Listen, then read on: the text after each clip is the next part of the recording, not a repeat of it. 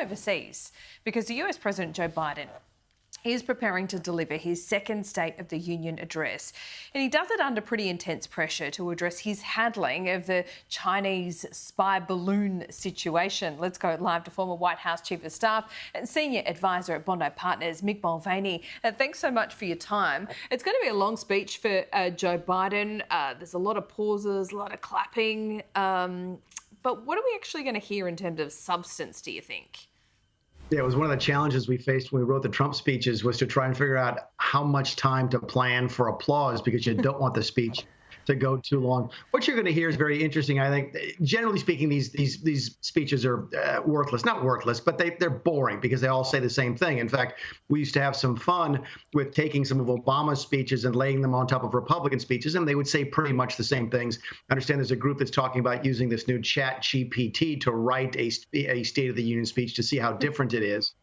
But this one will be a little bit different, Laura, because this is sort of the first national speech he will give, first of all, after the midterm elections in November of 2022, and now that both Donald Trump and soon Nikki Haley will be announcing running for president. So in many ways, this is, if he is going to run, the first political speech of his re-election campaign. So you might see a little bit more political flavor even than you ordinarily get in a State of the Union speech tomorrow night. Okay, yeah, right. So it's all coming, this fascinating story about the Chinese. It's a weather balloon, isn't it, Mick Mulvaney? I mean, China says it's a weather balloon. Do we believe them?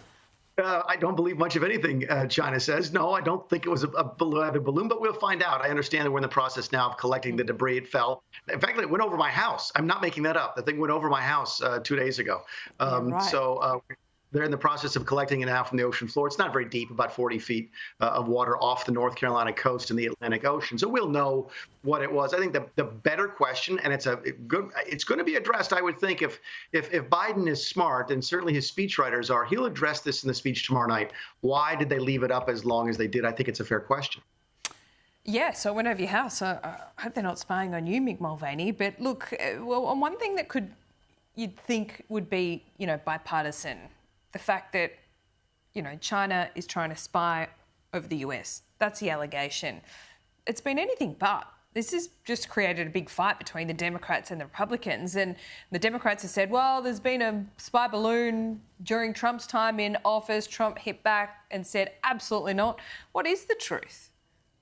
It's very interesting because you say that, because you're right. There was a sort of a bipartisan movement in just the last 30 days. Since Kevin McCarthy became Speaker, the House has passed two significant pieces of legislation. One's a resolution, one's a bill, but it doesn't make a difference.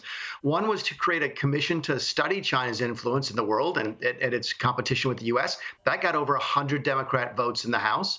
And the second was a bill to prevent the selling of our strategic petroleum oil reserves to Chinese company. That also got 100 Democrats. So there was this feeling of bipartisanship sort of aimed against China. And then this thing happened over the weekend. And now we're back to trying to politicize whether or not, Trump had the same problems, whether or not Biden did the right thing. I can assure you, by the way, I'm reading the reports that said that there were 3 of these during the Trump administration.